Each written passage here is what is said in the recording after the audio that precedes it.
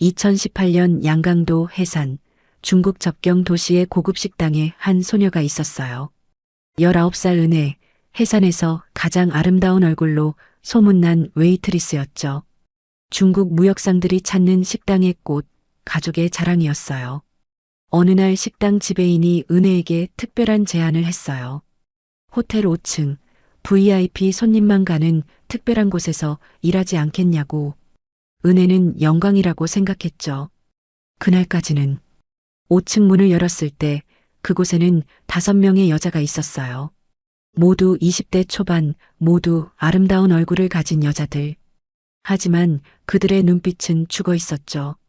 은혜는 그날 밤 깨달았어요. 이곳은 들어가면 나올 수 없는 곳이라는 것을.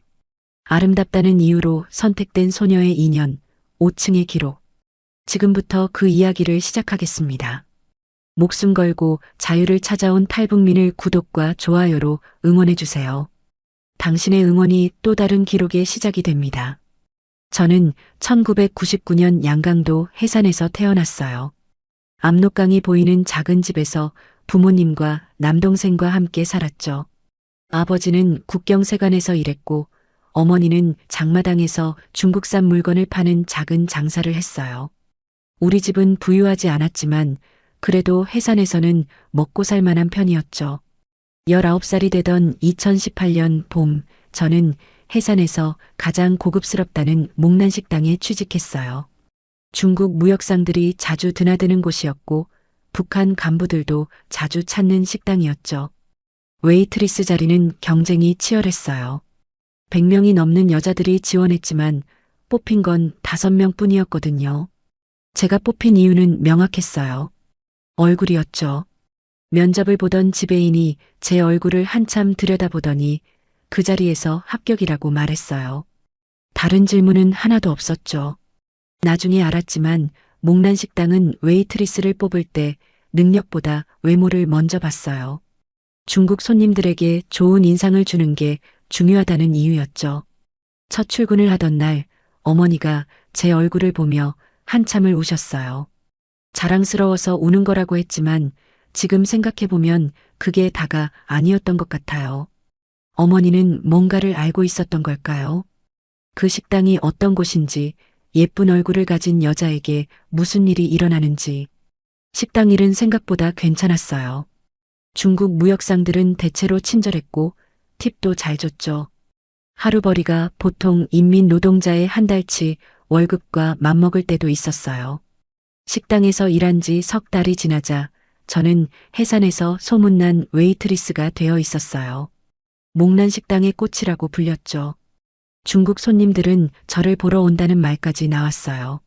제 이름을 기억하는 단골 손님도 생겼고 저를 지명해서 서빙을 요청하는 사람도 있었죠. 지배인은 흡족해했어요. 제 덕분에 식당 매출이 올랐다고 보너스까지 챙겨줬거든요. 그해 여름 제 인생이 바뀐 날이 왔어요. 지배인이 저를 사무실로 불렀죠. 특별한 제안이 있다고 했어요. 식당 위층에 호텔이 있는데 그곳 5층에서 일할 생각이 없냐고 물었어요. VIP 손님만 가는 특별한 층이고 거기서 일하면 지금보다 3배는 더 벌 수 있다고 했죠. 저는 당연히 좋다고 대답했어요. 더 많은 돈을 벌 수 있다면 동생 학비도 대주고 부모님께 효도할 수 있을 거라고 생각했거든요. 지배인이 웃으며 고개를 끄덕였어요. 내일부터 5층으로 출근하라고 했죠. 그리고 한 가지만 기억하라고 했어요. 5층에서 보고 들은 건 절대 입 밖으로 내면 안 된다고. 그날 밤 집에 돌아와서 부모님께 말씀드렸어요. 호텔 5층에서 일하게 됐다고, 월급이 3배가 된다고. 아버지는 기뻐하셨지만 어머니의 표정은 이상했어요. 뭔가 불안해 보였죠. 하지만 어머니는 아무 말도 하지 않았어요.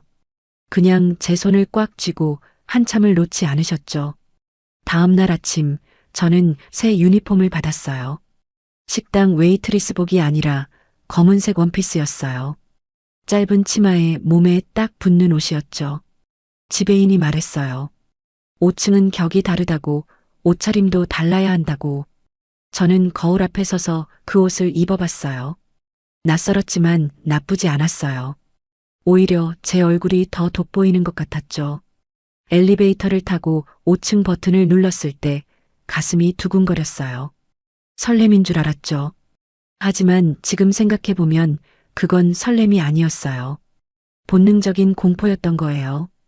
엘리베이터 문이 열렸을 때 저는 5층 복도에 서 있었어요. 길고 좁은 복도 양쪽으로 방문들이 보였죠. 201호, 202호, 203호. 그리고 제가 배정받은 205실. 그 문을 열었을 때 제 인생은 완전히 달라졌어요. 205실 문을 열었을 때 안에는 아무도 없었어요. 작은 방이었죠. 침대 하나, 화장대 하나, 작은 욕실이 딸린 단칸방. 창문도 있었지만 철창이 쳐져 있었어요. 저는 그게 이상하다고 생각했지만 깊이 생각하지 않았어요. 호텔 보안 때문이겠거니 했죠. 화장대 위에 메모 한 장이 놓여 있었어요. 오후 8시까지 준비하고 기다리라는 내용이었죠. 준비라는 게 뭔지 몰랐지만 샤워를 하고 화장을 했어요. 화장대 서랍에는 중국산 화장품이 가득했어요. 립스틱, 아이섀도우, 향수까지. 제가 장마당에서 보기만 했던 비싼 물건들이 여기에 다 있었죠. 오후 7시쯤 복도에서 노크 소리가 들렸어요. 옆방인 203호실에서 누군가 나왔죠. 문틈으로 살짝 들여다봤더니 제 또래로 보이는 여자였어요. 검은색 원피스를 입고 있었고 화장을 진하게 하고 있었죠. 그 여자가 복도 끝 계단으로 올라가는 게 보였어요. 8시 정각, 제 방문도 노크 소리가 울렸어요. 문을 열었더니 30대로 보이는 여자가 서 있었어요. 호텔 매니저라고 소개했죠. 저를 위아래로 훑어보더니 만족스럽다는 듯 고개를 끄덕였어요. 그리고 저를 복도 끝 계단으로 안내했죠. 계단을 올라가니 5층보다 더 위층이 있었어요. 6층이라고 해야 하나 아니면 5층에 숨겨진 공간이라고 해야 하나. 작은 라운지 같은 곳이었어요. 붉은 조명이 켜져 있었고 가죽 소파가 놓여 있었죠. 그리고 그곳에 6명의 여자가 앉아 있었어요. 모두 제 또래였어요. 20살 전후로 보이는 젊은 여자들. 모두 아름다웠죠. 긴 머리, 하얀 피부, 가녀린 몸.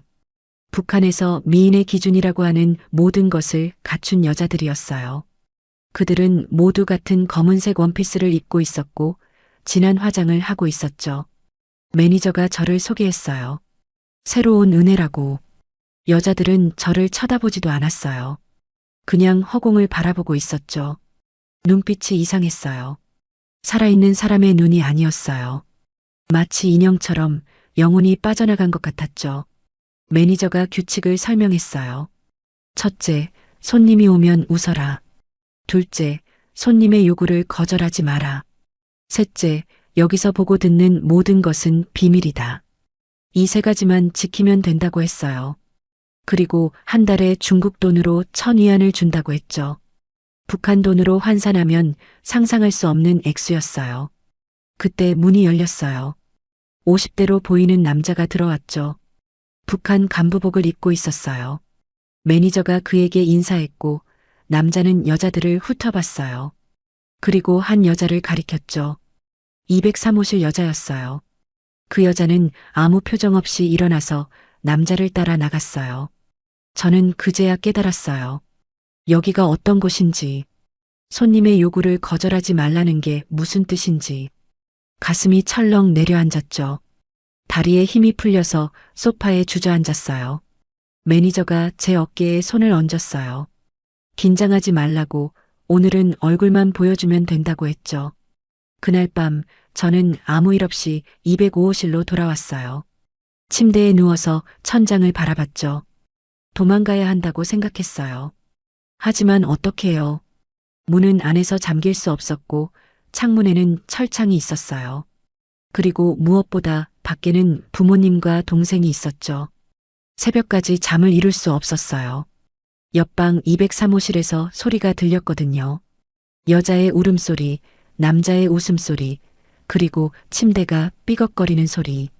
저는 귀를 막았지만 소용없었어요. 벽이 너무 얇았거든요. 그 소리는 새벽 4시가 넘어서야 멈췄죠. 아침이 왔을 때 저는 결심했어요. 오늘 지배인을 만나서 그만두겠다고 말하기로. 하지만 그 생각은 아침 식사 때 완전히 무너졌어요. 203호실 여자가 제게 속삭였거든요. 도망치려고 하지 마. 여기서 도망친 여자가 어떻게 됐는지 아느냐고. 그 여자의 눈빛을 보는 순간 저는 알았어요. 여기는 들어오면 나갈 수 없는 곳이라는 것을. 5층에서의 첫 주는 지옥 같았어요. 매일 밤 라운지에 올라가야 했고 손님들이 여자들을 골라갔죠. 저는 아직 선택받지 않았어요. 신입이라서 마지막에 배치된다고 했거든요. 하지만 그게 오히려 더 무서웠어요. 언제 제 차례가 올지 모르는 공포가 매일 밤 저를 짓눌렀죠. 203호실 여자의 이름은 수진이었어요. 21살이었고 저보다 2년 먼저 이곳에 왔다고 했죠. 수진은 원래 해상극장에서 일하던 매표원이었대요. 얼굴이 예쁘다는 이유로 호텔 지배인의 눈에 띄었고 특별한 일자리를 제안받았다고 했어요. 저와 똑같은 방식이었죠. 수진이 제게 5층의 비밀을 알려줬어요. 이곳은 북한 고위 간부들과 중국 무역상들을 위한 비밀 접대 장소라고. 양강도 당 간부, 보위부 요원, 국경 경비대 고위층까지 권력을 가진 남자들이 이곳에 왔고 우리는 그들의 유흥 도구였던 거예요. 중국 사업가들도 왔어요. 북한과 밀거래를 하는 상인들이었죠. 그들은 북한 간부들에게 뇌물을 주고 사업을 했는데 그 뇌물 중 하나가 바로 우리였어요. 5층 여자들과의 하룻밤이 거래의 일부였던 거죠. 도망친 여자의 이야기도 들었어요. 반년 전 201호실에 있던 여자가 탈출을 시도했대요. 새벽에 창문 철창을 부수고 뛰어내렸다고. 2층 높이였지만 다리가 부러졌고 결국 잡혔죠. 그 다음 날 그 여자는 사라졌어요. 보위부가 데려갔고 그 여자의 가족도 모두 잡혀갔다고 했어요. 그 이야기를 들었을 때 저는 온몸이 얼어붙었어요. 제가 도망치면 부모님과 동생도 잡혀간다는 뜻이었죠. 정치범 수용소로 보내질 수도 있었어요. 저 때문에 가족이 죽을 수도 있다는 거였죠. 일주일째 되던 날 제 차례가 왔어요. 매니저가 저를 불러서 오늘 밤 손님이 있다고 했죠.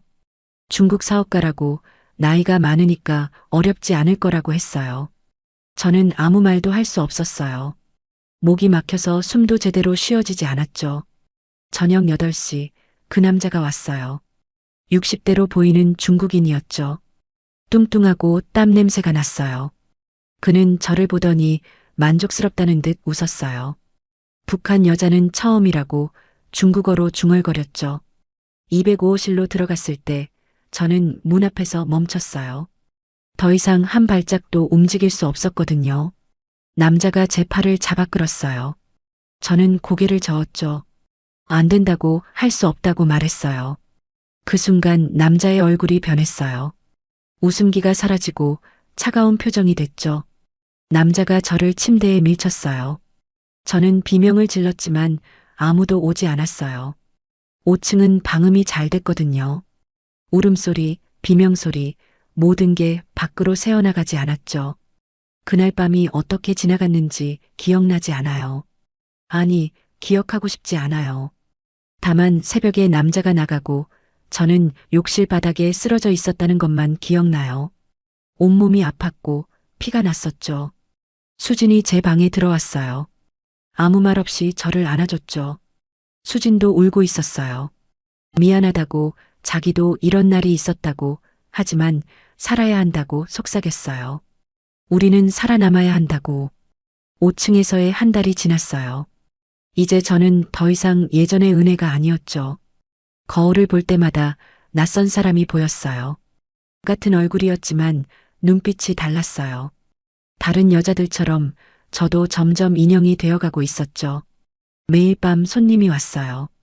북한 간부, 중국 사업가, 때로는 러시아 상인도 왔죠. 그들은 저를 사람으로 보지 않았어요. 그냥 물건이었죠. 돈을 내고 빌린 물건, 쓰고 버리는 물건. 한 달에 한 번 부모님을 만날 수 있었어요. 호텔 로비에서 30분 동안만요. 매니저가 옆에 서서 우리의 대화를 감시했죠. 저는 부모님께 거짓말을 했어요. 일이 좋다고, 손님들이 친절하다고, 돈을 많이 벌고 있다고. 어머니는 제 얼굴을 보며 우셨어요. 살이 빠졌다고, 안색이 안 좋다고. 제가 괜찮다고 말해도 어머니는 계속 제 손을 만지작거렸죠. 그 손이 떨리고 있었어요. 어머니는 알고 있었을 거예요. 제가 어떤 일을 하고 있는지. 어느 날 204호실 여자가 탈출을 시도했어요. 미선이라는 20살 여자였죠. 미선은 식사 배달 온 종업원을 밀치고 복도로 뛰쳐나갔어요. 계단을 내려가려 했지만 1층 로비에 경비가 기다리고 있었죠. 미선은 잡혀서 지하실로 끌려갔어요. 우리는 그날 밤 지하에서 들려오는 비명을 들었죠. 1시간이 넘도록 계속됐어요. 다음 날 아침 미선은 다시 204호실로 돌아왔어요. 얼굴이 온통 멍투성이었고 한쪽 눈이 거의 감겨 있었죠. 그리고 다음 날 보이부 사람들이 왔어요. 미선과 미선의 가족을 데려갔죠. 미선의 부모님과 어린 여동생까지. 우리는 창문 너머로 그들이 트럭에 실려가는 걸 봤어요. 미선은 울부짖었지만 아무도 그걸 막을 수 없었죠. 그날 밤 5층은 침묵에 휩싸였어요. 아무도 말하지 않았죠. 하지만 모두 같은 생각을 하고 있었어요. 도망칠 수 없다는 것. 도망치면 가족이 죽는다는 것. 우리는 여기 갇혀서 살아야 한다는 것. 저는 그날 밤 부모님 얼굴을 떠올렸어요. 아버지의 웃음, 어머니의 따뜻한 손, 동생의 장난기 가득한 눈빛. 제가 도망치면 그들은 어떻게 될까요? 수용소로 끌려가서 굶어 죽을까요? 총살당할까요? 고문당할까요? 그 상상만으로도 숨이 막혔어요. 저는 베개를 껴안고 소리 없이 울었죠. 살고 싶었어요. 하지만 이렇게 사는 건 사는 게 아니었어요. 매일 밤 다른 남자의 침대에 누워야 하고 웃으면서 그들의 요구를 들어줘야 하고 제 영혼이 조금씩 죽어가는 걸 느끼면서도 아무것도 할 수 없었죠. 수진이 제 방에 왔어요. 문틈으로 살짝 들어와서 제 옆에 누웠죠. 우리는 아무 말 없이 손만 꼭 잡고 있었어요. 수진의 손도 떨리고 있었어요. 우리는 둘 다 알고 있었죠. 이곳에서 나가는 방법은 두 가지뿐이라는 것을. 죽거나 기적이 일어나거나. 5층에는 명문화되지 않은 규칙들이 있었어요. 매니저가 처음에 말한 3가지 규칙 말고도 우리끼리 지켜야 하는 암묵적인 룰들이 있었죠. 첫 번째 규칙, 다른 여자의 일에 간섭하지 마라. 누가 어떤 손님을 만나든 누가 어떤 일을 당하든 모른 척 해야 했어요. 동정도 위로도 하지 말아야 했죠. 그게 서로를 지키는 방법이었으니까요. 두 번째 규칙, 감정을 드러내지 마라. 울어도 안 되고 화를 내도 안 됐어요. 무표정하게 기계처럼 인형처럼 행동해야 했죠. 감정을 보이면 손님들이 더 괴롭혔거든요. 그들은 우리의 고통을 즐겼어요. 세 번째 규칙, 서로 이름을 부르지 마라. 우리는 호수로만 불렸어요. 201호, 203호, 205호. 이름을 부르면 정이 들고 정이 들면 약해지니까요. 약해지면 살아남을 수 없었죠. 하지만 저와 수지는 이 규칙을 어겼어요. 밤마다 서로의 방을 오가며 이야기를 나눴거든요. 이름을 불러주고 과거를 이야기하고 꿈을 이야기했죠. 그게 우리가 아직 사람이라는 걸 확인하는 유일한 방법이었어요. 매일 아침 6시 우리는 라운지에 모여서 몸 상태를 검사받았어요. 매니저가 한 명씩 확인했죠. 멍이 너무 심하면 며칠 쉬게 했고 아프면 약을 줬어요. 하지만 그건 우리를 위한 게 아니었어요. 상품 관리였죠. 우리가 상품 가치를 유지해야 했으니까요. 일주일에 한 번 의사가 왔어요. 중국인 의사였는데 우리의 건강을 체크했죠. 특히 임신 여부를 확인했어요. 만약 임신하면 즉시 낙태 수술을 받아야 했거든요. 5층에서 아이를 가질 수는 없었으니까요. 손님들에게도 규칙이 있었어요. 얼굴에 상처를 내면 안 됐고 뼈를 부러뜨리면 안 됐죠. 하지만 그 외의 것들은 허용됐어요. 때리는 것, 목 조르는 것, 욕하는 것. 옷에 가려지는 곳에 생기는 상처는 문제가 되지 않았어요. 어떤 손님들은 특별한 취향이 있었어요. 울게 만드는 걸 좋아하는 사람, 애원하는 소리를 듣고 싶어 하는 사람, 저항하는 척하기를 요구하는 사람. 우리는 그들의 환상을 연기해줘야 했죠. 마치 배우처럼. 가장 힘든 건 웃어야 할 때였어요. 손님이 오면 웃어야 했고, 손님이 농담하면 웃어야 했고, 손님이 떠날 때도 웃으며 배웅해야 했죠. 제 얼굴 근육은 웃는 모양을 기억했지만 제 마음은 울고 있었어요. 밤마다 거울을 보면서 연습했어요. 웃는 얼굴, 자연스러운 미소, 눈까지 웃는 표정. 거울 속에 저는 아름답게 웃고 있었지만 그 눈 뒤에 있는 건 텅 빈 공허함이었죠. 어느 날 손님이 제게 물었어요. 이 일이 싫지 않냐고. 저는 웃으며 대답했죠. 괜찮다고, 손님들이 좋다고, 돈을 많이 벌 수 있어서 행복하다고. 완벽한 거짓말이었어요. 하지만 제 얼굴은 진실처럼 웃고 있었죠. 그날 밤 손님이 가고 나서 저는 욕실에서 토했어요. 제 거짓말이, 제 웃음이, 제 얼굴이 너무 역겨웠거든요. 거울을 주먹으로 쳤어요. 거울이 깨지고 손에서 피가 났지만 그 아픔이 오히려 위안이 됐죠. 적어도 뭔가를 느낄 수 있다는 증거였으니까요. 수진이 제 손을 싸매주면서 말했어요. 언젠가는 여기서 나갈 수 있을 거라고. 그날까지 견뎌야 한다고. 저는 고개를 끄덕였지만 믿지 않았어요. 나가는 방법 같은 건 없다고 생각했거든요. 우리는 여기서 죽을 때까지 갇혀 있을 거라고. 수진과 제가 가까워진 건 자연스러운 일이었어요. 5층에서 서로에게 기댈 수 있는 사람은 우리뿐이었으니까요. 밤마다 수진은 제 방으로 왔고 우리는 아침까지 이야기를 나눴죠. 수진은 함흥 출신이었어요. 어릴 때 부모님이 돌아가시고 해산에 사는 고모 집에서 자랐다고 했죠. 해상극장에서 매표원으로 일하다가 어느 날 호텔 지배인에게 스카웃됐대요. 좋은 일자리라고 했죠. 그게 2년 전 일이었어요. 2년. 수지는 2년 동안 이곳에 갇혀 있었어요. 730일 동안 매일 밤 다른 남자를 맞이해야 했죠. 계산해보니 수백 명이 넘었을 거예요. 수지는 더 이상 숫자를 세지 않는다고 했어요. 세면 미칠 것 같다고. 수진에게는 꿈이 있었어요. 중국으로 가는 거였죠. 압록강만 건너면 중국이었고 중국에 가면 자유로울 수 있다고 믿었어요. 수지는 몰래 돈을 모으고 있었어요. 손님들이 주는 팁을 숨겨뒀거든요. 호텔에서 받는 월급은 전부 매니저가 관리했어요. 가족에게 보내진다고 했지만 실제로 가족이 받는지는 알 수 없었죠. 하지만 가끔 손님들이 추가로 팁을 주는 경우가 있었어요. 특히 만족한 중국 손님들은 위안화를 몰래 쥐어주곤 했죠. 수지는 그 돈을 모아서 화장대 뒤에 숨겨뒀어요. 2년 동안 모은 돈이 500위안쯤 됐대요. 브로커에게 주기엔 부족했지만 수지는 포기하지 않았죠. 조금만 더 모으면 탈출할 수 있다고 믿었어요. 저도 수진을 따라 돈을 모으기 시작했어요. 손님이 팁을 주면 몰래 챙겨서 침대 매트리스 밑에 숨겼죠. 한 달에 50위안 정도 모을 수 있었어요. 1년이면 600위안, 2년이면 1200위안. 브로커 비용으로 충분한 돈이었죠.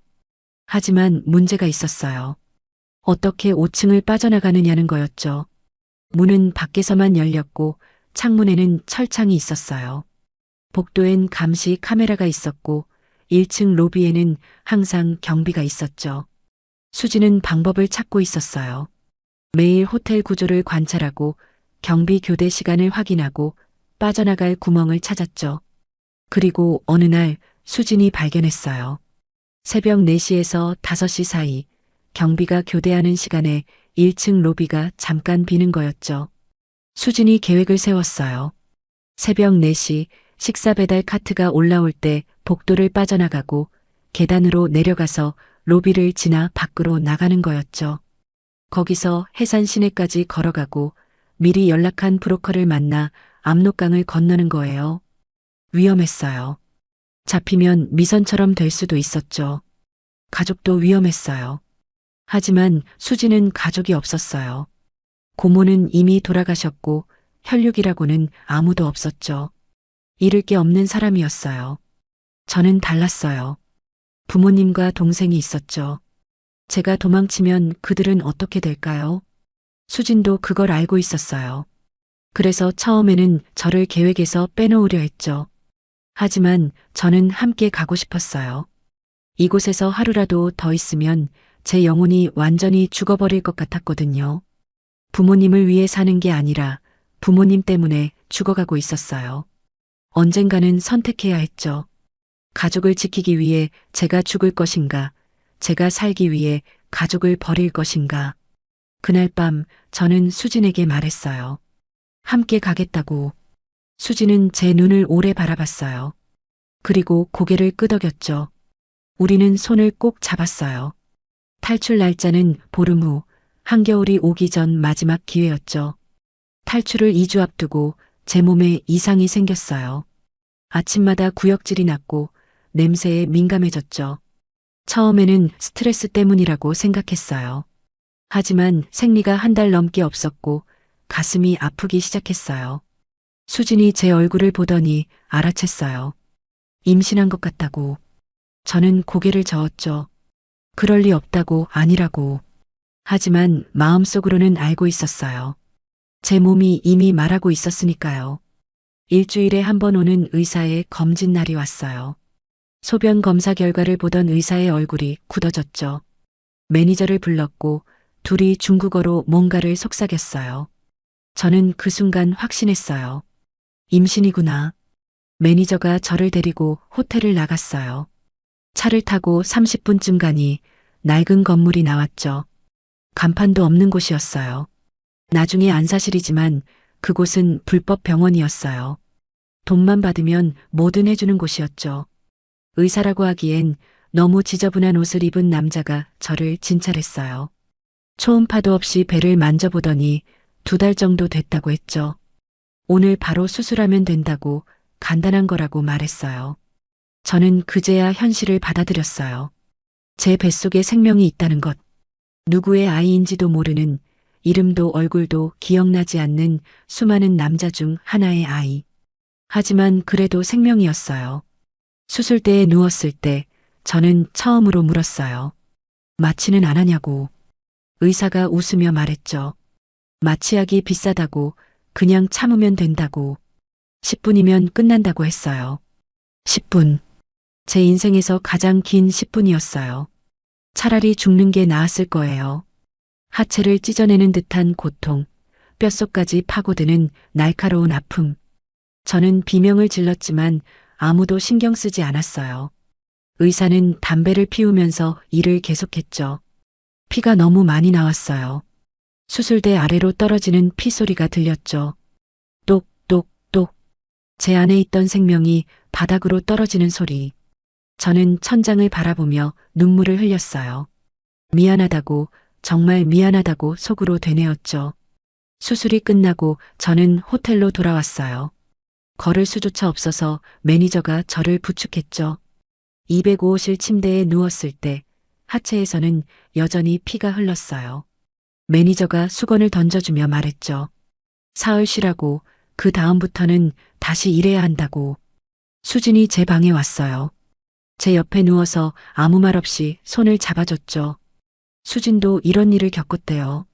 1년 전에 수진은 3번 임신했고 3번 다 수술을 받았다고 했어요.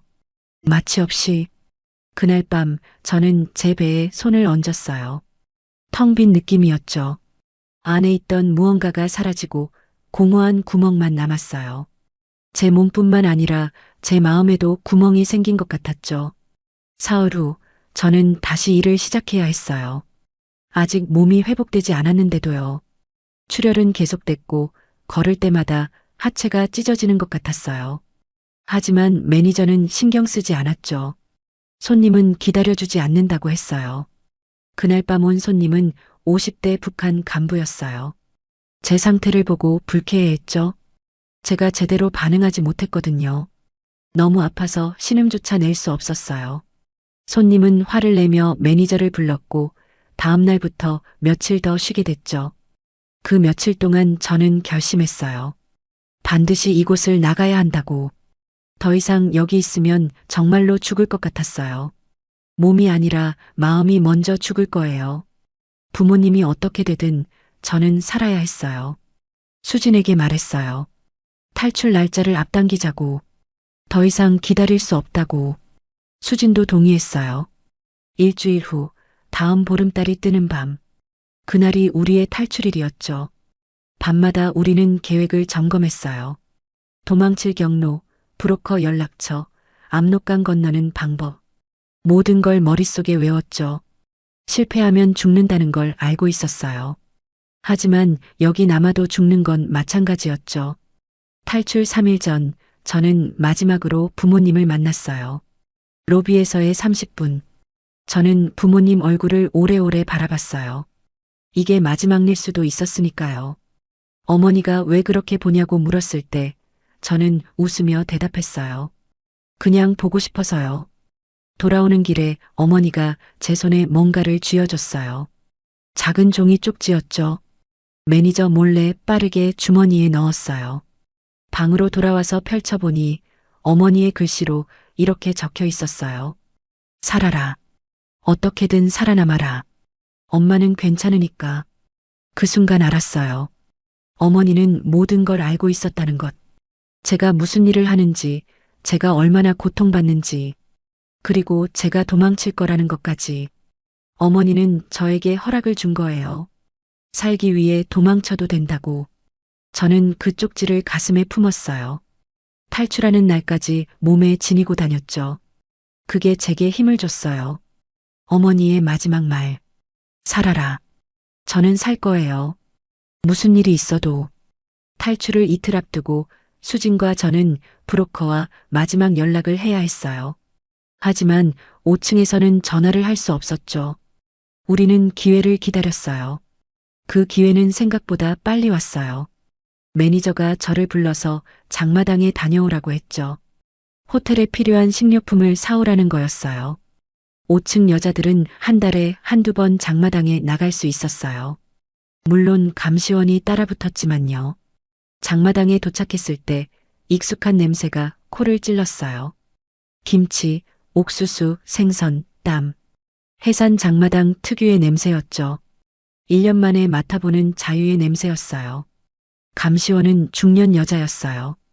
매니저의 언니라고 했죠. 저를 한시도 놓치지 않고 따라다녔어요. 하지만 장마당은 복잡했고 사람들로 붐볐죠. 틈을 노릴 수 있었어요. 채소 가판대를 지나갈 때 수진이 알려준 신호를 찾았어요. 붉은 천을 두른 가판대. 그곳 주인 아주머니가 브로커와 연결된 사람이었죠. 저는 감시원에게 말했어요. 저기서 물을 사고 싶다고. 가판대 앞에서 물을 고르는 척하며 아주머니에게 속삭였어요. 203호에서 왔다고. 아주머니는 표정 하나 변하지 않고 물을 봉지에 담았죠. 그리고 봉지를 건네며 손에 작은 종이를 함께 쥐어줬어요. 화장실에 가고 싶다고 했어요. 감시원이 따라왔지만 칸 안에서 종이를 펼칠 시간은 있었죠. 거기엔 날짜와 시간, 장소가 적혀 있었어요. 모레 새벽 4시 30분, 압록 강변 폐공장 뒤편. 1인당 1,000위안. 1,000위안. 수진과 제가 모은 돈을 합치면 딱 맞는 금액이었어요. 운명처럼 느껴졌죠. 저는 종이를 찢어서 변기에 버렸어요.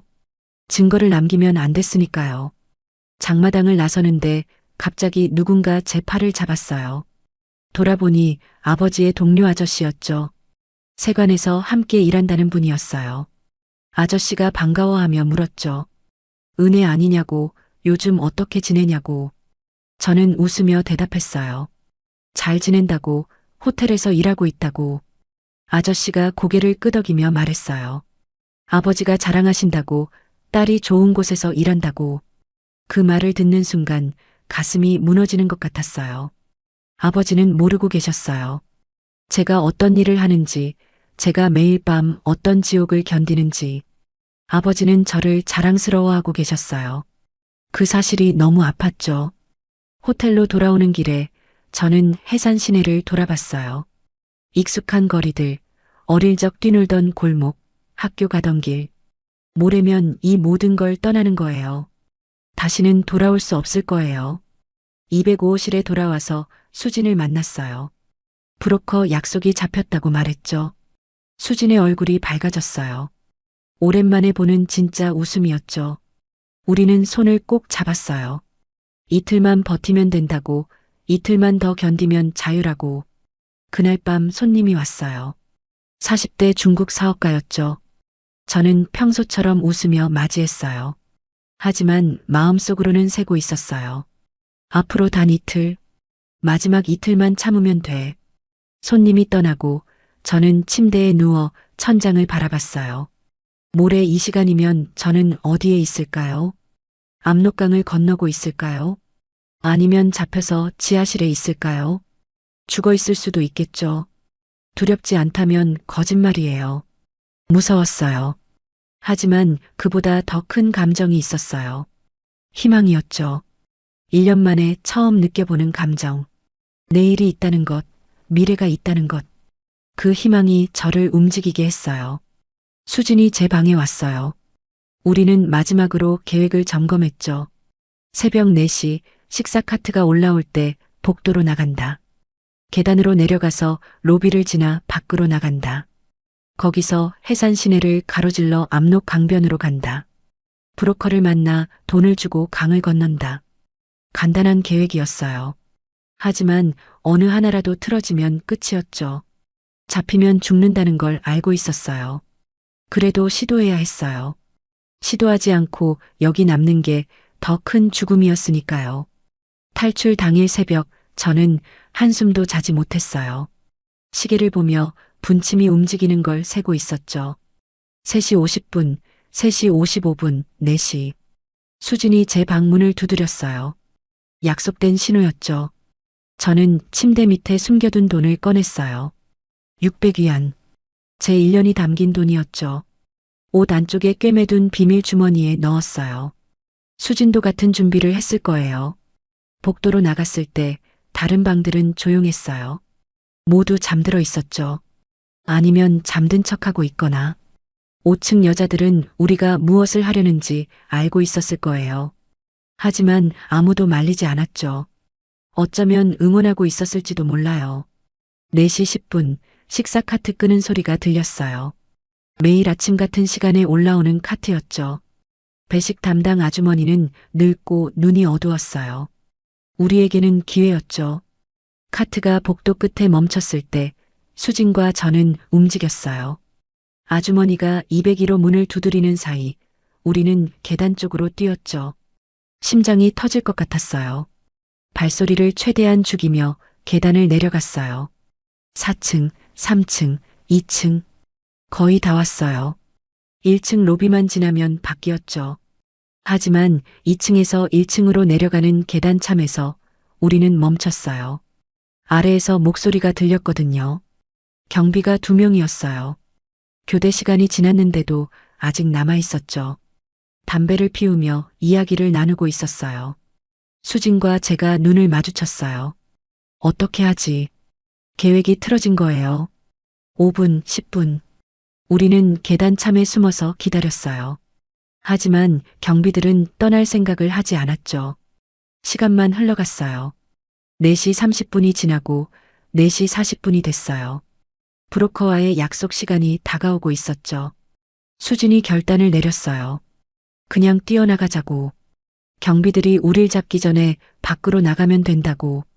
저는 고개를 끄덕였어요. 다른 방법이 없었으니까요. 셋을 세고 뛰었어요. 계단을 내려가며 로비로 돌진했죠. 경비들이 소리쳤어요. 서라고, 누구냐고. 하지만 우리는 멈추지 않았어요. 현관문을 향해 달렸죠. 문이 보였어요. 밖에서 새벽 공기가 들어오는 게 느껴졌어요. 자유가 바로 거기 있었어요. 수진이 제 앞에서 뛰고 있었고 저는 그 뒤를 따랐죠. 그때였어요. 총소리가 울렸죠. 탕. 수진이 비틀거렸어요. 하지만 계속 뛰었죠. 문을 열고 밖으로 나갔어요. 저도 뒤따라 나갔죠. 밖은 추웠어요. 눈이 내리고 있었어요. 2번째 총소리. 탕. 이번에는 수진이 쓰러졌어요. 눈 위에 넘어지며 비명을 질렀죠. 저는 수진에게 달려갔어요. 수진의 다리에서 피가 흘렀어요. 허벅지를 맞은 거였죠. 수진이 소리쳤어요. 가라고, 나는 괜찮으니까 너는 가라고. 하지만 저는 수진을 버릴 수 없었어요. 수진의 팔을 잡고 일으키려 했죠. 그때 경비들이 따라 나왔어요. 총을 겨눈 채로요. 우리는 포위됐어요. 도망칠 곳이 없었죠. 수진이 제 손을 꽉 잡았어요. 미안하다고, 정말 미안하다고 울먹였어요. 저도 울고 있었어요. 우리는 실패한 거예요. 자유는 눈앞에 있었는데 잡을 수 없었어요. 경비 중 한 명이 무전기로 연락했죠. 5층 여자 둘이 탈출 시도했다고. 곧 보이부가 올 거라고. 수진이 제게 속삭였어요. 기회가 오면 뛰라고. 나는 다리를 다쳤으니까 못 가지만 너는 달아날 수 있을지도 모른다고. 저는 고개를 저었어요. 함께 갈 거라고, 함께 도망가든지 함께 잡히든지 둘 중 하나라고. 호텔 매니저가 나왔어요. 우리를 보더니 얼굴이 일그러졌죠. 2명의 남자 경비에게 명령했어요. 수진을 끌고 들어가라고. 저는 자기가 데리고 들어가겠다고. 수진이 끌려가는 걸 봤어요. 다친 다리를 질질 끌며 눈 위에 피를 흘리며 가는 모습. 그게 제가 수진을 본 마지막 모습이었어요. 수진은 고개를 돌려 저를 봤어요. 그리고 입모양으로 말했죠. 살아. 매니저가 저를 끌고 간 곳은 호텔 지하실이었어요. 계단을 따라 한참을 내려가니 차가운 콘크리트 냄새가 났죠. 불빛 하나 없는 어둠이었어요. 문이 열렸고 저는 안으로 밀려 들어갔어요. 바닥에 넘어지며 손바닥이 까졌죠. 문이 닫히는 소리와 함께 완전한 어둠이 저를 삼켰어요. 얼마나 시간이 지났는지 알 수 없었어요. 어둠 속에서는 시간의 개념이 사라졌죠. 배가 고픈지, 목이 마른지, 추운지, 뭐가 뭔지 구분할 수 없었어요. 그냥 어둠뿐이었죠. 처음 누군가 들어온 건 한참 후였어요. 불빛이 들어왔고 2명의 남자가 보였어요. 보이부 사람들이었죠. 그들은 저를 세워서 벽에 기대게 했어요. 그리고 질문하기 시작했죠. 누가 도와줬냐고. 브로커는 누구냐고. 돈은 어디서 났냐고. 저는 대답하지 않았어요. 수진을 지켜야 했으니까요. 수진의 계획이었다고 말하면 수진이 더 큰 벌을 받을 테니까요. 대답하지 않자 주먹이 날아왔어요. 얼굴을, 배를, 옆구리를 때렸죠. 바닥에 쓰러지면 발로 찼어요. 갈비뼈가 부러지는 소리가 들렸어요. 아니, 들렸다고 생각했어요. 통증이 너무 커서 뭐가 뭔지 알 수 없었거든요. 물을 끼얹었어요. 차가운 물이 온몸을 적셨죠. 그리고 다시 때리기 시작했어요. 얼마나 맞았는지 모르겠어요. 어느 순간부터는 아픔도 느껴지지 않았어요. 몸이 감각을 포기한 것 같았죠. 의식을 잃었다 깨기를 반복했어요. 깨어날 때마다 어둠이었고 통증이었고 추위였어요. 누군가 밥을 줬어요. 옥수수 죽 한 그릇. 하지만 입술이 터져서 제대로 먹을 수 없었죠. 나흘째 되던 날 매니저가 왔어요. 불을 켜고 제 상태를 확인했죠. 저는 구석에 웅크리고 있었어요. 얼굴은 퉁퉁 부어 있었고 눈은 제대로 뜨지지 않았어요. 매니저가 물었어요. 이제 정신 차렸냐고. 도망가려고 한 게 얼마나 어리석은 짓이었는지 이해했냐고. 저는 고개를 끄덕였어요. 그게 매니저가 원하는 대답이었으니까요. 가족 이야기를 했어요. 부모님이 보이부에 불려갔다고, 신문을 받고 있다고. 만약 제가 다시 말을 안 들으면 부모님도 저와 같은 처벌을 받게 될 거라고 했죠. 그 말을 들었을 때 마지막 남은 희망마저 꺼졌어요. 제가 도망치려고 한 결과가 이거였어요. 부모님을 위험에 빠뜨린 거였죠. 수지는 다쳤고 저는 여기 갇혔고 부모님은 신문을 받고 있었어요. 매니저가 선택지를 줬어요.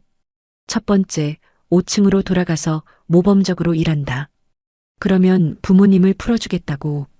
두 번째, 계속 저항한다. 그러면 온 가족이 정치범 수용소로 가게 될 거라고. 선택의 여지가 없었어요. 저는 첫 번째를 골랐죠. 돌아가겠다고, 잘하겠다고, 다시는 도망가지 않겠다고 맹세했어요. 매니저가 만족스럽다는 듯 고개를 끄덕였어요. 지하실에서 나온 건 일주일 만이었어요. 계단을 올라가며 빛을 봤을 때 눈이 부셔서 제대로 뜰 수 없었어요. 거울을 봤을 때 그곳에 있는 건 제가 아니었어요. 멍투성이 얼굴, 부어오른 눈, 갈라진 입술. 괴물 같았죠. 205호실로 돌아왔어요. 침대가 그리웠어요. 하지만 누울 수 없었어요. 갈비뼈가 아파서 똑바로 누울 수가 없었거든요. 옆으로 누워서 웅크린 자세로만 잘 수 있었죠. 그날 밤 203호실 문을 봤어요. 닫혀 있었죠. 수진은 없었어요. 물어볼 수도 없었어요. 5층에서 수진의 이름을 꺼내는 사람은 아무도 없었거든요. 마치 수진이 처음부터 없었던 것처럼요. 하지만 저는 알고 있었어요. 수진도 어딘가에서 벌을 받고 있다는 것을. 아니면 이미 끌려갔을 수도 있었죠. 보이부의 수용소에, 아니면 더 나쁜 곳으로. 제 손에는 아직도 수진이 마지막으로 쥐어준 감촉이 남아 있었어요. 그 따뜻함, 그 떨림, 그 절박함. 수진이 마지막으로 한 말이 귓가에 맴돌았어요. 살아. 저는 살아야 했어요. 수진을 위해서라도. 지하실에서 돌아온 후 5층은 감옥이 됐어요. 전보다 더 심한 감시, 더 잦은 점검, 더 엄격한 규칙. 창문 철창은 2겹으로 늘어났고 복도에 카메라가 추가됐죠. 모든 게 저 때문이었어요. 다른 여자들이 저를 보는 눈빛이 달라졌어요. 동정이 아니라 원망이었죠. 제 탓에 모두가 더 힘들어졌으니까요. 저는 그 눈빛을 피하며 혼자 지냈어요. 수진이 없는 5층은 더 외로웠죠. 몸은 천천히 회복됐어요. 부은 얼굴이 가라앉고 멍이 노랗게 변하더니 사라졌죠. 하지만 갈비뼈는 여전히 아팠어요. 숨을 깊이 쉴 때마다 날카로운 통증이 왔죠. 한 달 후 저는 다시 일을 시작해야 했어요. 매니저가 말했죠. 손님들이 기다린다고. 새로운 얼굴을 보고 싶어 한다고. 저는 거울 앞에서 화장을 했어요. 멍은 사라졌지만 눈빛은 달라져 있었죠. 더 죽어 있었어요. 그날 밤 온 손님이 리웨이였어요. 50대 중국 사업가라고 소개됐죠. 단둥에서 무역업을 한다고 했어요. 북한과 중국을 오가며 장사를 하는 사람이었죠. 리웨이는 다른 손님들과 달랐어요. 들어오자마자 침대로 가지 않았어요. 테이블에 앉아서 이야기를 하자고 했죠. 저는 당황했어요. 손님들은 보통 이야기를 원하지 않았거든요. 리웨이가 중국어로 물었어요. 나이가 어떻게 되냐고. 저는 북한식 중국어로 대답했죠. 21라고. 리웨이가 고개를 끄덕이며 한숨을 쉬었어요. 자기 딸과 비슷한 나이라고 했죠. 이상한 손님이었어요. 1시간 동안 그냥 이야기만 했어요. 중국 생활, 사업 이야기, 가족 이야기. 저는 거의 듣기만 했죠. 가끔 고개를 끄덕이거나 짧게 대답했어요. 시간이 다 됐을 때 리웨이가 일어났어요.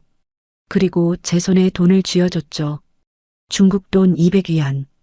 팁이었어요. 하지만 아무 일도 하지 않았는데 이렇게 큰 팁을 주다니 이해할 수 없었어요. 리웨이가 다시 왔어요. 일주일 후, 또 일주일 후. 매번 같은 방식이었죠. 이야기만 하고 팁을 주고 떠났어요. 다른 일은 요구하지 않았어요. 3번째 방문 때 리웨이가 물었어요. 여기서 일하는 게 힘들지 않냐고. 저는 괜찮다고 거짓말했죠. 좋은 곳이라고, 돈을 많이 번다고. 리웨이는 제 눈을 보더니 한숨을 쉬었어요. 거짓말하는 거 다 안다는 표정이었죠. 리웨이가 말했어요. 중국에 가고 싶지 않냐고. 자기 가게에서 일하면 여기보다 훨씬 나을 거라고. 자유롭게 살 수 있다고. 저는 그 말을 듣고 얼어붙었어요. 탈출 제안이었죠. 하지만 믿을 수 있을까요? 한 달 전 수진과의 탈출이 실패로 끝났는데. 그리고 이 사람은 제가 며칠 전에 처음 만난 낯선 중국인이었어요. 리웨이가 제 망설임을 알아챘어요. 당연히 믿기 힘들 거라고 하지만 자기는 진심이라고 했죠. 딸을 생각하면 그냥 지나칠 수 없다고, 도와주고 싶다고 저는 물었어요. 왜요? 왜 저를 도와주려고 하세요? 리웨이가 대답했어요. 옛날에 자기도 북한 여자를 사랑했었다고. 하지만 그 여자를 구하지 못했다고.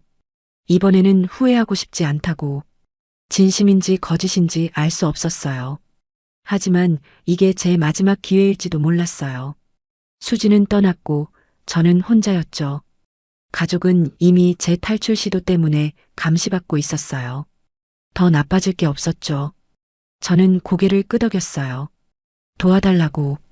여기서 나가고 싶다고. 리웨이가 제 손을 잡았어요. 방법을 찾아보겠다고 조금만 기다리라고 했죠. 그날 밤 저는 오랜만에 희망을 느꼈어요. 작고 연약한 희망이었지만 그래도 희망이었죠. 리웨이를 믿어도 될까요? 아니면 이것도 또 다른 함정일까요? 알 수 없었어요. 하지만 시도해야 했죠. 여기 남아서 천천히 죽는 것보다는 나았으니까요. 리웨이의 방문이 잦아졌어요. 일주일에 2번, 때로는 3번. 매니저는 리웨이가 저를 좋아한다고 생각했죠. 그래서 제 스케줄에 리웨이를 우선 배정했어요. 좋은 단골 손님이었으니까요. 하지만 우리는 탈출 계획을 세우고 있었어요. 리웨이가 조금씩 정보를 알려줬죠. 호텔 경비 시스템, 국경 루트, 브로커 연락처, 모든 걸 암호처럼 전달했어요. 방에 도청 장치가 있을 수 있었으니까요. 한 달이 지났어요. 리웨이가 드디어 구체적인 계획을 가져왔죠. 다음 주 금요일 리웨이가 평소처럼 제 방에 온다. 하지만 이번에는 저를 데리고 나간다. 리웨이의 차에 태워서 국경까지 간다. 거기서 브로커가 기다리고 있다. 간단한 계획이었어요. 하지만 리스크가 컸죠. 리웨이가 저를 방에서 데리고 나가려면 매니저의 허락이 필요했어요. 그리고 호텔 밖으로 나가는 건 더더욱 어려웠죠. 5층 여자들은 절대 혼자 밖으로 나갈 수 없었으니까요. 리웨이가 해결책을 제시했어요. 매니저에게 큰 돈을 줄 거라고, 저를 하룻밤 빌려가겠다고 제안할 거라고, 특급 호텔에 데려가서 특별한 밤을 보내고 싶다고. 물론 거짓말이었죠. 돈이 문제였어요. 얼마나 줘야 매니저가 허락할까요? 리웨이는 5천 위안을 제시하기로 했어요. 엄청난 돈이었죠. 5층 여자 한 명의 한 달치 수입보다 많았어요. 그날이 왔어요. 금요일 저녁 리웨이가 평소보다 일찍 왔어요. 정장을 입고 큰 가방을 들고 있었죠. 매니저를 만나서 제안을 했어요. 은혜를 하룻밤 빌려가고 싶다고. 매니저가 망설였어요. 5층 규칙상 불가능하다고 했죠. 하지만 리웨이가 가방을 열었어요. 안에는 중국 돈 다발이 있었어요. 매니저의 눈빛이 변했죠. 1시간의 협상 끝에 허락이 떨어졌어요. 단 조건이 있었죠. 내일 아침 8시까지 돌아올 것, 호텔에서 20km 이상 멀어지지 말 것, 혹시 사고가 나면 리웨이가 모든 책임을 질 것. 리웨이가 동의했어요. 저는 짐을 쌀 수 없었어요. 의심받을 수 있었으니까요. 그냥 화장만 고치고 코트를 입었죠. 주머니에는 어머니가 준 쪽지만 넣었어요. 살아라. 어떻게든 살아남아라. 호텔을 나설 때 205호실을 돌아봤어요. 1년 반을 살았던 방. 지옥 같았던 이곳. 다시는 돌아오지 않을 거예요. 아니, 돌아올 수 없어요. 이게 마지막이었죠. 리웨이의 차에 탔어요. 검은색 세단이었죠. 시동을 걸고 출발했어요. 호텔이 점점 멀어졌어요. 심장이 미친 듯이 뛰었죠. 이게 꿈일까요? 정말로 나온 걸까요? 리웨이가 말했어요. 2시간이면 국경에 도착한다고. 브로커가 기다리고 있을 거라고. 오늘 밤 안에 압록강을 건널 수 있을 거라고. 저는 창밖을 봤어요. 해산 시내가 지나가고 있었죠. 익숙한 거리, 장마당, 우리 집이 있는 방향. 부모님은 지금 뭘 하고 계실까요? 제가 탈출한다는 걸 알면 어떻게 생각하실까요? 최소한 이번에는 성공해야 했어요. 실패하면 죽는 거였죠. 아니, 죽는 것보다 더 나쁜 일이 생길 거예요. 하지만 성공하면요. 자유예요. 진짜 자유. 더 이상 5층으로 돌아가지 않아도 되는 거예요. 차가 국경 쪽으로 향했어요. 어둠이 깔리고 있었죠. 압록강이 가까워지고 있었어요. 저의 두 번째 탈출 시도. 이번에는 성공할까요? 아니면 또 실패할까요? 손이 떨렸어요. 하지만 뒤돌아갈 수는 없었죠. 앞으로만 가야 했어요. 차가 해산 외곽으로 접어들었어요. 가로등도 없는 어두운 길이었죠. 리웨이는 조심스럽게 운전했어요. 검문소를 피해 샛길로만 다녔거든요. 1시간쯤 갔을 때 리웨이가 차를 세웠어요. 여기서부터는 걸어가야 한다고 했죠. 브로커가 저 앞 폐공장에서 기다리고 있다고. 저는 차에서 내렸어요. 밖은 추웠어요. 겨울바람이 얼굴을 때렸죠. 폐공장까지 10분을 걸었어요. 무너진 건물 뒤편에 2명의 남자가 서 있었어요. 브로커들이었죠. 한 명은 조선족이었고 한 명은 북한 사람 같았어요. 리웨이가 그들과 이야기를 나눴어요. 중국어와 조선어가 섞여 들렸죠. 돈 이야기, 루트 이야기, 시간 이야기. 그리고 리웨이가 돈을 건넸어요. 두툼한 봉투였죠. 브로커가 저를 보더니 고개를 끄덕였어요. 예쁘장하게 생겼다고, 중국 가면 잘 팔릴 거라고. 그 말이 이상하게 들렸어요. 팔린다니 무슨 뜻이죠? 하지만 물어볼 틈이 없었어요. 리웨이가 제 손을 잡았어요. 조심하라고, 브로커 말을 잘 들으라고, 중국에서 다시 연락하겠다고 했죠. 저는 고개를 끄덕였어요. 감사하다고 말했죠. 리웨이의 눈빛이 이상했어요. 미안함 같은 게 섞여 있었죠. 리웨이가 떠나고 브로커 2명과 저만 남았어요. 북한 브로커가 말했어요. 지금부터 강까지 30분 걸어간다고. 절대 소리내지 말고 불빛도 켜지 말고 뒤처지지도 말라고. 산길을 걸었어요. 눈이 쌓여 있어서 미끄러웠죠. 한 번 넘어졌는데 브로커가 일으켜주지 않았어요. 그냥 빨리 일어나라고 소리쳤죠. 저는 혼자 일어나 다시 걸었어요. 30분 후 소리가 들렸어요. 물소리. 압록강이었죠. 겨울이라 물이 얼어 있을 거라고 생각했는데 올해는 따뜻해서 완전히 얼지 않았대요. 강 가운데는 얼음이지만 가장자리는 물이 흐르고 있었어요. 브로커가 설명했어요. 저쪽 강변까지 200m, 앞쪽 50m는 물속을 걸어야 하고 중간 100m는 얼음 위를 걸어야 하고 마지막 50m는 또 물속이라고. 깊이는 허리까지 찬다고. 저는 겁이 났어요. 한겨울 강물에 허리까지 들어간다고요. 얼어 죽을 수도 있었어요. 하지만 브로커는 신경 쓰지 않았죠. 빨리 가야 한다고 경비대 순찰 시간이 다가온다고 했어요. 신발을 벗었어요. 젖으면 안 됐거든요. 코트도 벗어서 머리 위로 들었어요. 그리고 강물에 발을 담갔어요. 얼음장 같았어요. 아니, 얼음보다 더 차가웠어요.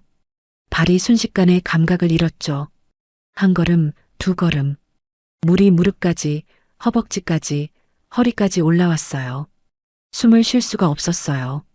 너무 추워서 폐가 얼어붙는 것 같았죠. 이를 악물고 걸었어요. 브로커가 앞에서 손짓했어요. 빨리 오라고. 50m가 영원처럼 느껴졌어요.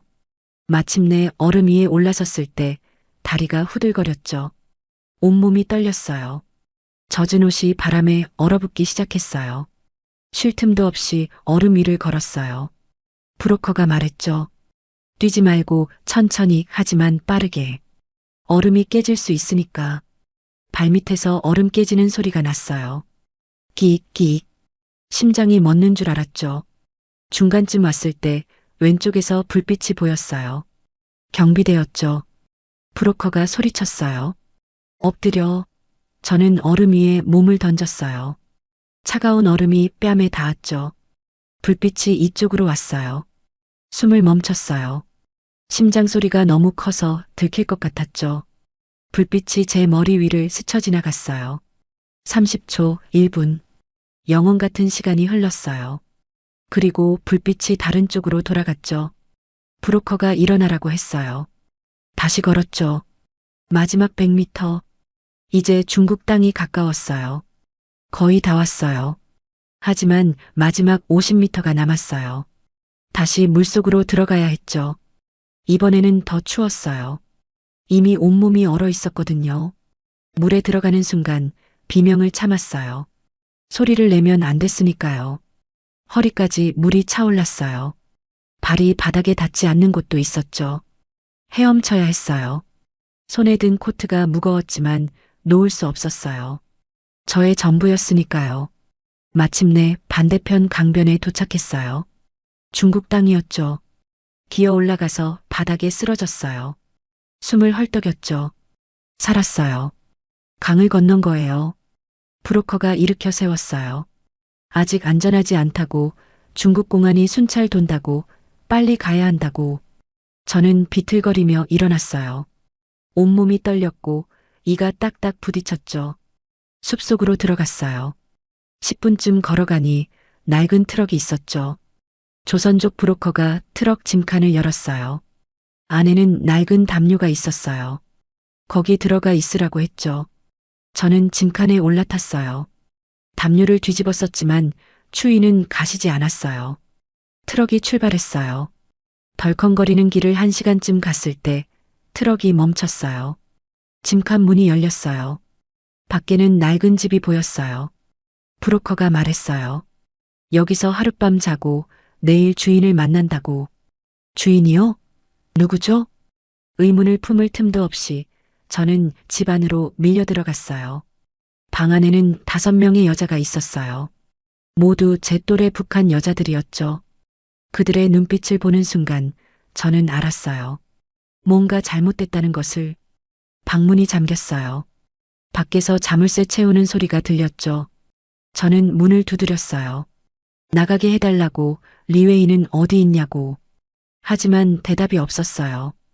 5명의 여자 중 1명이 말했어요. 소용없다고, 우리는 팔린 거라고.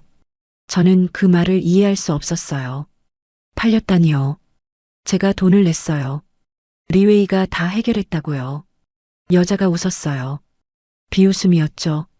리웨이가 브로커라고, 북한 여자들을 중국으로 데려와서 파는 사람이라고. 우리는 모두 속은 거라고. 착한 척, 도와주는 척 하다가 여기로 데려오는 거라고. 머리가 하얘졌어요. 리웨이를 믿었는데. 딸 같다고 했잖아요. 도와주고 싶다고 했잖아요. 전부 거짓말이었던 거예요. 저는 또 속은 거였죠. 밤새 울었어요. 5층에서 탈출했다고 생각했는데 더 나쁜 곳으로 온 거였어요. 여기가 어디인지, 앞으로 어떻게 되는 건지 아무것도 몰랐죠. 다음 날 아침 조선족 여자가 들어왔어요. 우리를 하나씩 다른 방으로 데려갔어요. 제 차례가 왔을 때 작은 방에 50대 중국 남자가 앉아 있었죠. 남자가 저를 위아래로 훑어봤어요. 얼굴, 몸, 다리. 마치 물건을 고르듯이요. 그리고 조선족 여자에게 뭐라고 말했어요. 중국어라 알아듣지 못했지만 만족스럽다는 표정이었죠. 조선족 여자가 통역했어요. 이 남자가 당신의 새 주인이라고. 중국 농촌에 사는 사람인데 아내가 필요하다고. 당신을 3만 위안에 샀다고. 3만 위안. 저는 3만 위안에 팔린 거예요. 인신매매였죠. 리웨이가 저를 브로커에게 팔았고 브로커가 이 남자에게 판 거예요. 저는 상품이었어요. 5층에서도 상품이었고 여기서도 상품이었죠. 남자가 제 손을 잡았어요. 저는 뿌리쳤죠. 하지만 남자의 힘이 셌어요. 조선족 여자가 말했어요. 저항하지 말라고, 순순히 따라가면 괜찮을 거라고, 반항하면 맞는다고. 저는 끌려갔어요. 트럭에 태워져서 몇 시간을 갔죠. 창밖으로 중국의 풍경이 보였어요. 넓은 들판, 높은 건물, 깨끗한 도로. 자유의 땅이라고 생각했던 곳. 하지만 저에게 자유는 없었어요.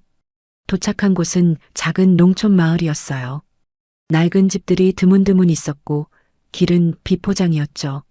남자의 집은 단층 벽돌집이었어요. 마당에 닭이 있었고 개가 지저댔어요. 집안은 어두웠어요. 가구도 별로 없었고 냄새가 났죠. 담배와 술, 그리고 오래된 음식 냄새. 남자가 방 하나를 가리켰어요. 여기가 내 방이라고. 방문에는 바깥에서 잠그는 자물쇠가 있었어요. 저는 그 방에 갇혔죠. 창문도 있었지만 쇠창살이 쳐져 있었어요. 5층과 똑같았어요. 또 갇힌 거예요. 첫날 밤 남자가 방에 들어왔어요. 술에 취해 있었죠. 제게 다가오며 중국어로 뭐라고 했어요. 알아들을 수 없었지만 의미는 명확했죠. 저는 도망치려 했어요. 하지만 갈 곳이 없었어요. 방문은 잠겨 있었고 창문은 쇠창살이었죠. 남자가 저를 붙잡았어요. 저는 비명을 질렀어요. 하지만 아무도 오지 않았죠. 5층의 악몽이 다시 시작됐어요. 아니, 더 나빴어요.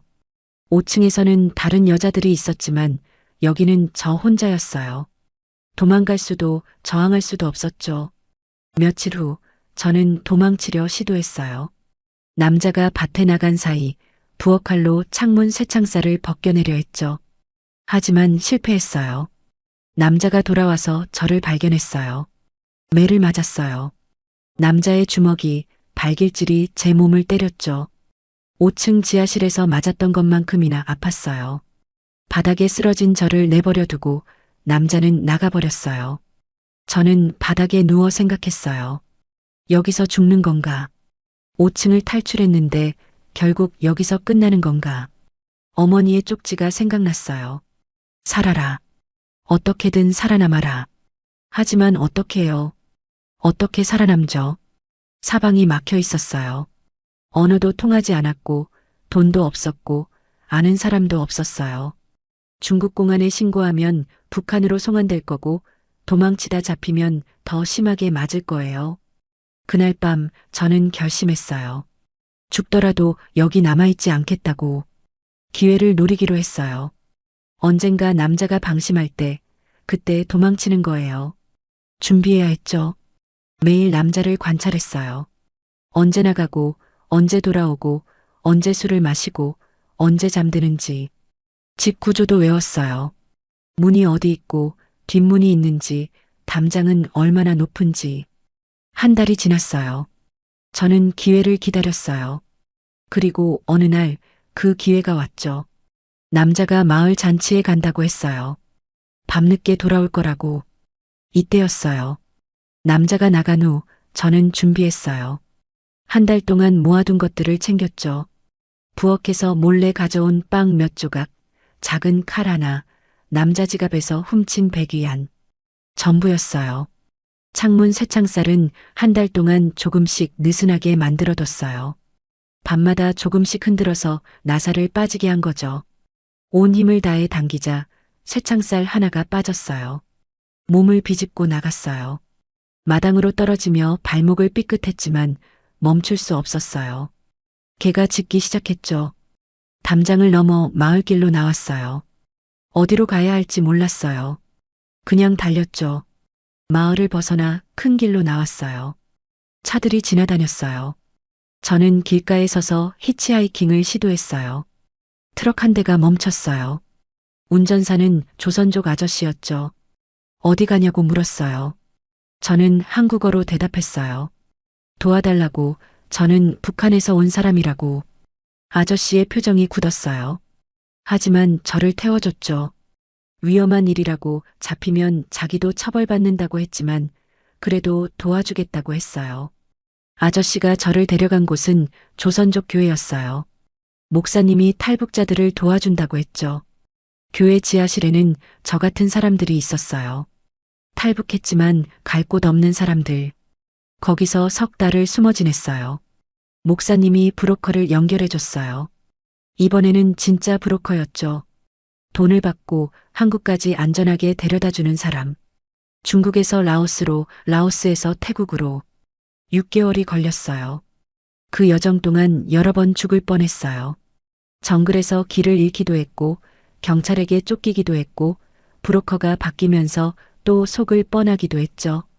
하지만 저는 포기하지 않았어요. 어머니의 말을 기억했으니까요. 살아라. 어떻게든 살아남아라. 2020년 2월 저는 방콕 한국 대사관에 도착했어요. 태극기가 바람에 펄럭이고 있었죠. 그 깃발을 보는 순간 저는 그 자리에 주저앉아 울었어요. 2년 만이었어요. 해산을 떠난 지 2년 만에 한국 땅을 밟게 된 거예요. 인천공항에 도착한 날 하늘이 너무 파랬어요. 공항은 밝았고 사람들은 웃고 있었죠. 자유였어요. 진짜 자유였어요. 누구도 저를 가두지 않았고, 누구도 저를 때리지 않았고, 누구도 저를 팔지 않았어요. 하나원에서 석 달을 보냈어요. 한국 사회 적응 교육을 받았죠. 은행 사용법, 지하철 타는 법, 휴대폰 쓰는 법. 모든 게 새로웠어요. 하나원을 나와 원룸을 얻었어요. 서울 변두리의 작은 방이었지만 제 방이었어요. 자물쇠가 없었고 쇠창살이 없었고 나갈 때 누구의 허락도 필요 없었죠. 밤마다 악몽을 꿨어요. 5층으로 돌아가는 꿈, 중국집에 갇히는 꿈, 압록강에서 익사하는 꿈. 비명을 지르며 깨어나는 날이 많았어요. 상담을 받았지만 쉽게 나아지지 않았죠. 일자리를 구했어요. 식당에서 설거지를 했고 편의점에서 아르바이트를 했어요. 밤에는 검정고시를 준비했죠. 27의 고등학교 졸업장을 받았어요. 부모님 소식은 아직도 모르겠어요. 여러 경로로 수소문했지만 연락이 닿지 않아요. 제가 탈출한 후 어떻게 되셨는지, 살아계신지도 확실하지 않아요. 그 죄책감이 저를 매일 짓눌러요. 수진 생각도 많이 해요. 203호실의 그 여자, 함께 도망치려다 다친 그 사람. 어떻게 됐을까요? 살아있을까요? 아니면 그날 밤 이후로 영영 사라진 걸까요? 5층에 남아있는 다른 여자들도 생각나요. 201호, 202호, 204호, 206호. 지금도 그곳에서 같은 일을 겪고 있을까요? 새로운 여자들이 들어와서 같은 지옥을 살고 있을까요? 그래서 저는 말하기로 했어요. 침묵하지 않기로요. 2년 동안은 숨어 살았어요. 부끄럽고 창피하고 기억하고 싶지 않았으니까요. 하지만 침묵한다고 사라지는 게 아니었어요. 작년부터 탈북민 단체에서 활동하기 시작했어요. 제 이야기를 조금씩 꺼내기 시작했죠. 처음에는 말하기가 너무 힘들었어요. 목이 메고 눈물이 나고 손이 떨렸어요. 하지만 말할수록 조금씩 가벼워지는 게 느껴졌어요. 제 이야기를 듣고 우는 사람들이 있었어요. 공감해주는 사람들이 있었고 힘을 내라고 말해주는 사람들이 있었죠. 올해 저는 처음으로 언론 인터뷰를 하기로 결심했어요. 얼굴을 가리지 않고 본명을 밝히지 않지만 제 목소리로 직접 이야기하기로요. 5층의 진실을, 인신매매의 실체를, 그리고 살아남은 자의 이야기를요. 지금 이 순간에도 5층 같은 곳이 북한 어딘가에 존재할 거예요. 예쁘다는 이유로 끌려간 여자들이 갇혀 있을 거예요. 도망치고 싶지만 가족 때문에 참고 있는 사람들이 있을 거예요. 이 이야기를 듣는 당신에게 부탁해요. 기억해 주세요. 우리의 존재를, 우리의 고통을, 우리의 목소리를 침묵하지 말아주세요. 세상이 알아야 해요. 북한에서 무슨 일이 일어나고 있는지, 5층에서 살아남았고, 인신매매에서 탈출했고, 압록강을 건넜고, 지금 여기 서 있어요. 3번 죽을 뻔했어요. 압록강 얼음 밑에서, 인신매매 농가에서, 그리고 국경을 넘는 그 긴 여정에서. 하지만 저는 살아남았어요. 수진을 위해서, 5층의 다른 여자들을 위해서, 그리고 제 자신을 위해서요. 지금도 가끔 5층 꿈을 꿔요. 205호실 문을 여는 꿈. 하지만 꿈에서 깨면 제 원룸 천장이 보여요. 자유의 땅, 대한민국. 여기서 저는 더 이상 상품이 아니에요. 사람이에요. 앞으로도 말할 거예요. 제 목소리가 닿는 한 계속 이야기할 거예요. 혹시 이 이야기를 듣는 누군가가 아직 5층에 갇혀 있다면 제 목소리가 당신에게 닿기를 바라요. 포기하지 마세요. 살아남으세요. 기회는 올 거예요. 그 기회를 놓치지 마세요. 그리고 기억하세요. 당신은 혼자가 아니에요. 저처럼 살아남은 사람들이 있어요. 우리는 당신을 기다리고 있어요. 저는 살아남았어요. 당신도 살아남을 수 있어요. 반드시요.